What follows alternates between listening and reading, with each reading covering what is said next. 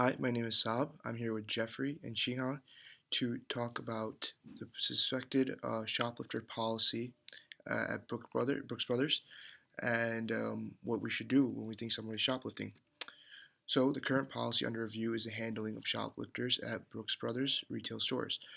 Our policy is that employees do not approach shoplifters in any capacity. They are instructed to call security officers or authorities notifying them of the shoplifting, and they are to give detailed explanation of the incident and suspect.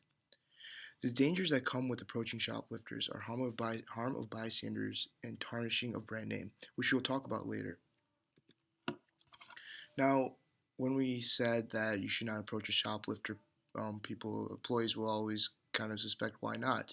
A couple of reasons is that shoplifting does cost consumers upwards of $500 a year, and approaching a shoplifter would be in best interest of the consumer.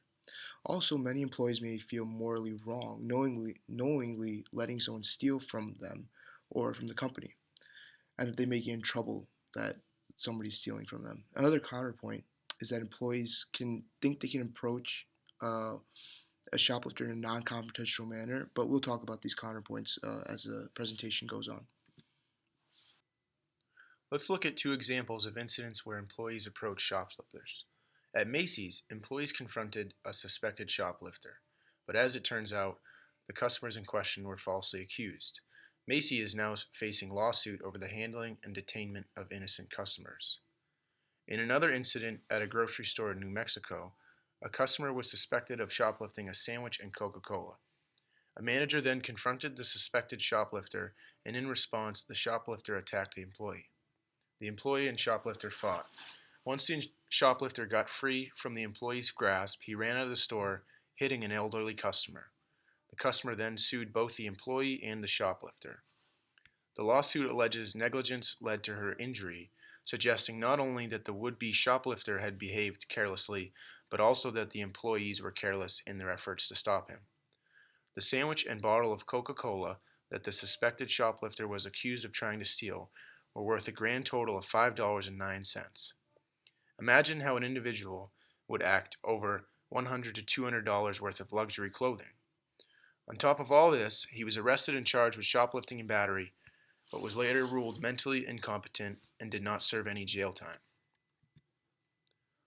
Why should we follow a no-approach policy? Brooks Brothers is a high-end store. False accusation runs a risk of ruining the brand name that we have established and can lead to unforeseen lawsuits. Accusing a shoplifter can cause irrational actions and put innocent bystanders and employees at risk.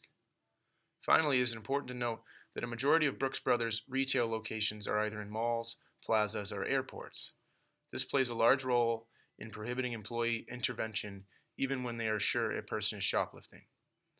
This is because these locations are often in high foot traffic areas with security personnel on site.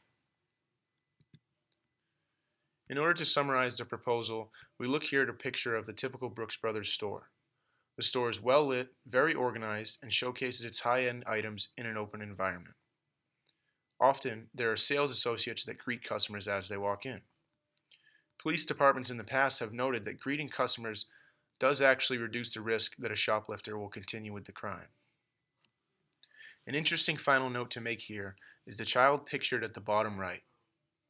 We have proposed the policy change to protect not only employees but also customers.